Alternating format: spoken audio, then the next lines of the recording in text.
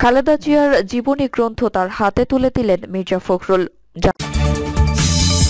জানাবো তত্ত্বাবধায়ক সরকার বিলুপ ও নির্বাচনী ব্যবস্থা ধ্বংসে আওয়ামী লীগের ভূমিকা, এবং সর্বশেষ জানাবো কুকি চীন বিদেশি মদত পাচ্ছে এটা মনে করি না বললেন ওবায়দুল কাদের। এতক্ষণ শুনলেন সংবাদ শিরোনাম, এবারে বিস্তারিত। খালেদা জিয়ার জীবনী গ্রন্থ তার হাতে তুলে দিলেন মির্জা ফখরুল। বিএনপি চেয়ারপারসন খালেদা জিয়াকে নিয়ে Begum Khaleda Zia her life her story নামে একটি ইংরেজি বই লেখেন সিনিয়র সাংবাদিক মাহফুজুল্লাহ। এবার বইটির বাংলা অনুবাদ করেছেন অধ্যাপক মাহবুবুল্লাহ। বাংলা নামকরণ করা হয়েছে বেগম খালেদা জিয়ার জীবন ও সংগ্রাম। বইটি খালেদা জিয়ার হাতে তুলে দিয়েছেন দলের মহাসচিব মির্জা ফখরুল ইসলাম আলমগীর। শনিবার রাত ৮টায় রাজধানীর গুলশানে বিএনপি চেয়ারপারসনের বাসভবন ফিরোজায় সাক্ষাৎ করে বইটি উপহার দেন তিনি। বিএনপির মিডিয়া উইং এর সদস্য সাইরুল কবির খান জানান, খালেদা জিয়াকে নিয়ে সিনিয়র সাংবাদিক মাহফুজুল্লাহর লেখা ইংরেজি বইটি বাংলায় অনুবাদ করেছেন অধ্যাপক মাহবুব উল্লাহ। বইটির একটি সংখ্যা রাতে চেয়ারপারসনের কাছে হস্তান্তর করা হয়েছে। তত্ত্বাবধায়ক সরকার বিলোপ ও নির্বাচনী ব্যবস্থা ধ্বংসে আওয়ামী লীগের ভূমিকা।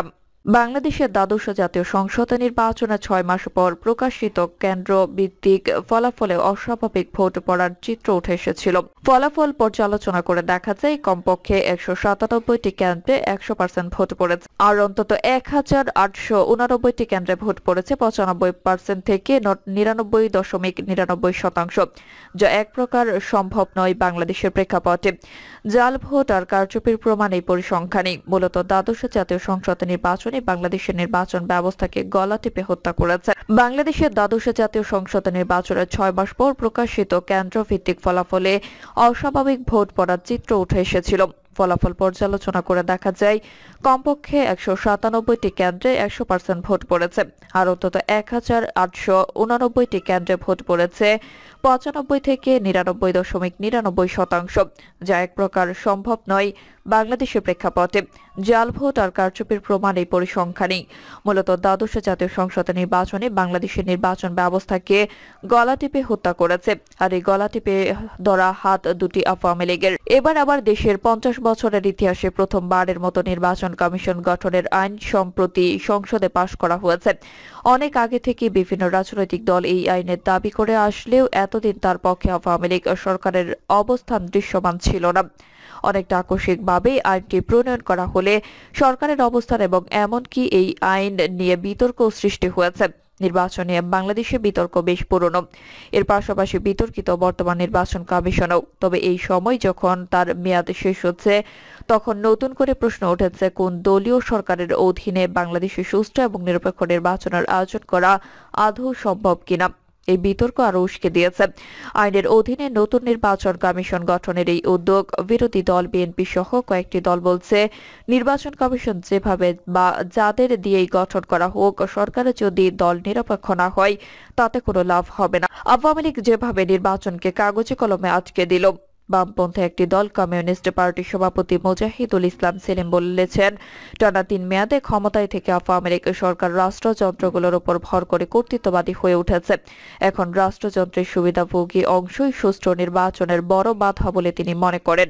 এই বক্তব্যের ব্যাখ্যা দিতে গিয়ে তিনি বলেন, সরকার অর্থনৈতিক সুযোগ সুবিধা দিয়ে আমলাতন্ত্রকে তার নিজের পক্ষে নিতে সক্ষম হয়ে জনসমর্থনহীন অবস্থাও রাষ্ট্রযন্ত্রগুলোকে শক্তির ভিত্তি এবং একমাত্র অবলম্বন হিসেবে নিয়ে ক্ষমতা ধরে রাখতে চাই। এটা সিস্টেমে দাঁড়িয়ে গেছে। এমন ব্যবস্থার মধ্যে চলে যাওয়ার কারণে দলীয় সরকারের অধীনে সুষ্ঠু নির্বাচন সম্ভব নয়। কমিউনিস্ট পার্টির নেতা মুজাহিদুল ইসলাম সেলিম এখনকার এই পরিস্থিতির জন্য বিএনপিকেও দায়ী করেন। তিনি বলেন, সেটার জন্য বিএনপিও দায়ী, কারণ বিএনপি ক্ষমতায় থাকা অবস্থায় শেষ সময়ে যে চেষ্টা করেছিল সেটা তখন ব্যর্থ হয়েছে। আওয়ামী লীগ সেই একই চেষ্টা করে এখনো পর্যন্ত সফল হয়েছে। সেলিম মনে করেন, দুই দলই ক্ষমতাসীন থাকা অবস্থায় সরকারের প্রভাবের ভেতরে নির্বাচন করে নানা কারচুপির মাধ্যমে বিজয় ছিনিয়ে আনতে চায়। সেটাই বড় সমস্যা। ২০২৪ সালের ৭ জানুয়ারিতে দ্বাদশ জাতীয় সংসদ নির্বাচন যেভাবে অনুষ্ঠিত হয়েছে তা দেশ বিদেশের সবাই দেখেছেন। ৯০-এর গণ অভ্যুত্থানের পরের বাংলাদেশে এরকম হতাশাব্যঞ্জক নির্বাচন যে কখনো হতে পারে এটা হয়তো আমরা কেউই ভাবিনি। ৯০-এর গণ অভ্যুত্থানের পর থেকে এই পর্যন্ত তত্ত্বাবধায়ক সরকারগুলোর অধীনে যেসব নির্বাচন অনুষ্ঠিত হয়েছে সেগুলোই শুধু গ্রহণযোগ্য হয়েছে, আর কোনো নির্বাচনে সেই মাত্রাই গ্রহণযোগ্য হয়নি। সর্বশেষ ২০২৪ সালের নির্বাচন যেভাবে হয়েছে তা লক্ষ্য করে আমরা বলেছি এটা কোনো নির্বাচনই হয়নি। শুধু আমরা নই, আরো অনেকেই এটা বলেছেন। নির্বাচনটি যে একেবারেই সুষ্ঠু হয়নি তা তো নির্বাচনের ফলাফলের দিকে তাকালে স্পষ্ট দেখা যায়। শুধু একটি উদাহরণ দিলেই চলে। 213টি ভোট কেন্দ্রে ভোট পড়েছে শতভাগ, যা বাস্তবে সম্ভব নয়। 590টি কেন্দ্রে শতভাগ বৈধ ভোট পড়েছে একটি মাত্র প্রতীকের পক্ষে। এর অর্থ কি তা সবাই বুঝতে পারে। শুধু ক্ষমতাসীন দল ছাড়া দেশের প্রত্যেক মানুষ এই নির্বাচনের ব্যাপারে দুঃখিত, ক্ষুব্ধ, হতাশ। অথচ নির্বাচন কমিশন দাবি করে আসছে যে নির্বাচন সুষ্ঠুভাবে হয়েছে, সঠিকভাবে হয়েছে। এমনকি তারা বলেছে তাদের বিরুদ্ধে কোনো অভিযোগ ওঠেনি। তারা যদি এমন কথা বলে তাহলে তাদের কি বলা যায়?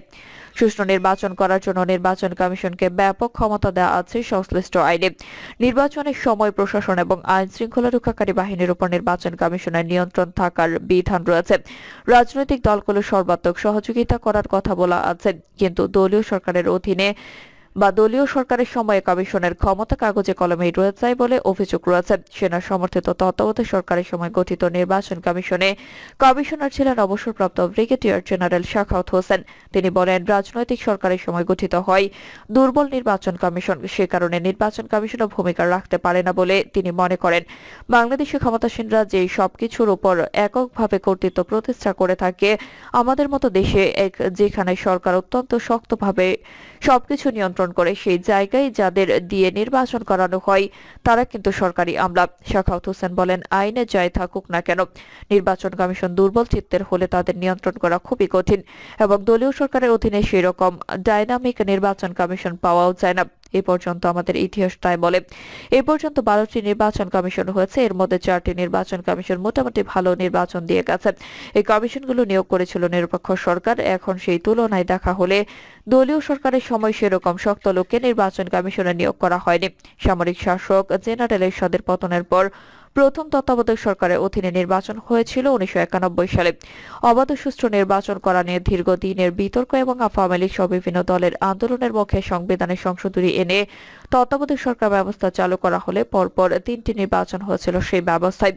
এদিকে বাংলাদেশের রাজনৈতিক সংস্কৃতিটাই হচ্ছে ক্ষমতায় থাকলে সেই ম্যানিপুলেট করার চেষ্টা করে এবং আওয়ামী লীগ 2008 সালে ক্ষমতায় আসার পর সংবিধানে সংশোধনী এনে তত্ত্বাবধায়ক সরকার ব্যবস্থা বাতিল করেছে।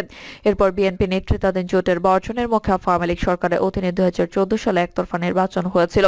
2018 সালের নির্বাচনে অবশ্য বিএনপি অংশ নিয়েছিল, তবে 2024 সালের নির্বাচনে বিএনপি অংশগ্রহণ করেছিল না। দলীয় সরকারের অধীনে নির্বাচনে অবস্থানে আওয়ামী লীগ এবং তার শরিকরা রয়েছে। দলটির প্রেসিডিয়াম সদস্য এবং মন্ত্রী ডক্টর আব্দুর রাজ্জাক বলেছেন, নির্বাচন কমিশন শক্তিশালী হলে দলীয় সরকারের অধীনে সুষ্ঠু নির্বাচন করা সম্ভব বলে তারা বিশ্বাস করেন। বিএনপির অভিযোগের জবাবে ডক্টর রাজ্জাকের বক্তব্য হচ্ছে 2014 সালে নির্বাচনে তারা অংশ নেয়নি। ওই নির্বাচন ভণ্ডুল করার জন্য তারা তখন ব্যাপক সহিংসতা করেছে। তখন সাংবিধানিক বাধ্যবাধকতার কারণে নির্বাচন করা হয়েছে। এরপর 2024 সালের মানুষের অস্বাভাবিক সমর্থন আমাদের দলের প্রতি ছিল। তবে জনসমর্থন বেশি থাকলে অনেক ক্ষেত্রে অতি উৎসাহী নেতাকর্মী কিছু অনিয়ম করে। তবে নির্বাচন কমিশন শক্তিশালী হলে সুষ্ঠু নির্বাচনে দলীয় সরকার কোনো বাধা নেই। এই বক্তব্য বা অবস্থানের পক্ষে যুক্তি দিতে গিয়ে আওয়ামী লীগ নেতা ডক্টর রাজ্জাক নির্বাচন কমিশনে দৃঢ় মনোভাবের ব্যক্তির প্রয়োজনীয়তার কথা বলেন। তবে অনেক ব্যর্থতার অভিযোগ বর্তমান কমিশনের বিরুদ্ধে। বর্তমান নির্বাচন কমিশনের মেয়াদ শেষ হচ্ছে 14 ফেব্রুয়ারি। 2024 সালের 7 জানুয়ারি বিতর্কিত নির্বাচন করেছে এই কমিশন। তাদের 5 বছরের ইউনিয়ন পরিষদ থেকে শুরু করে যত নির্বাচন হয়েছে প্রতিটি তাদের 5 বছরের ইউনিয়ন পরিষদ থেকে শুরু করে যত নির্বাচন হয়েছে প্রতিটি ক্ষেত্রে প্রশ্ন উঠেছে। তাদের শেষের দিকে এসে নারায়ণগঞ্জ সিটি কর্পোরেশন নির্বাচন নিয়ে অতটা প্রশ্ন ওঠেনি। অবশ্য নারায়ণগঞ্জের ওই নির্বাচনে বিএনপি দলীয়ভাবে অংশ নেয়নি। বিএনপি মহাসচিব মির্জা ফখরুল ইসলাম আলমগীর বলেছে, দলীয় সরকারের অধীনে নির্বাচনে নিয়ে তাদের দলের বিরোধিতার ক্ষেত্রে তখন 2024 সালের নির্বাচনে তাদের অভিজ্ঞতা যুক্তি হিসেবে আসছে। আমাদের অভিজ্ঞতা হচ্ছে 2014 সালে 5 জানুয়ারি কোনো নির্বাচনই হয়নি এবং 2024 সালে আগের রাতে নির্বাচন হয়ে গেলেও সেখানে কারো কিছুই করা সম্ভব হয়নি।